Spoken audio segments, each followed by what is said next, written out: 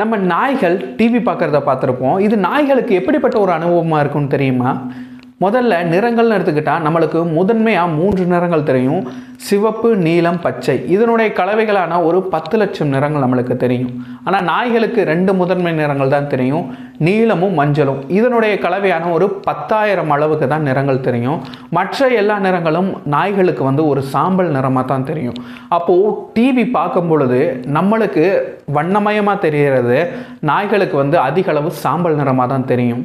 நாய்களுக்கு refresh rate அதிகமாக இருந்தால் தான் அதை துல்லியமாக பார்க்க முடியும், ஒரு ஸ்மூத்தாக பார்க்க முடியும். இப்போது நம்ம பழங்காலத்தில் யூஸ் பண்ண அந்த அகலமான அந்த டிவி எல்லாமே 50 ஹெர்ட்ஸ் ரெஃப்ரெஷ் ரேட்டு, 60 ஹெர்ட்ஸ் அந்த அளவுக்கு தான் ரெஃப்ரெஷ் ரேட்டு இருந்துச்சு.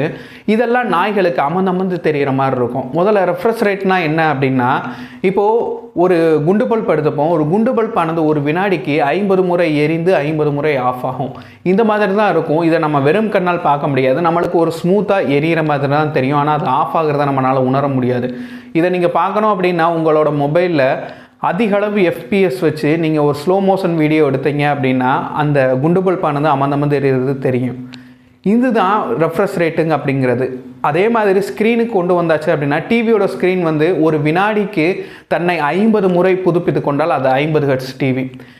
இப்போது பழங்காலத்து டிவி எல்லாமே இந்த அளவுக்கு குறைவாக இருக்குது. இதை நாய்கள்னால் பார்க்கும்போது நாய்களுக்கு இது அமர்ந்து தெரிகிறது தெளிவாக தெரியும். ஒரு 80-90 ஹெர்ட்ஸுக்கு மேலே போகும்போது தான் நாய்கள்னால் நம்ம மாதிரியேவும் ஸ்மூத்தாக பார்க்க முடியும். அப்போது நம்ம பழங்காலத்து டிவி எல்லாமே நாய்களுக்கு அமர்ந்து தெரிகிற மாதிரி இருக்கும். ஒரு வித இரிட்டேஷன் வந்துடும். அதனால் நம்ம பழங்காலத்து டிவிலாம் நாய்கள்னால் பார்க்க முடியாது.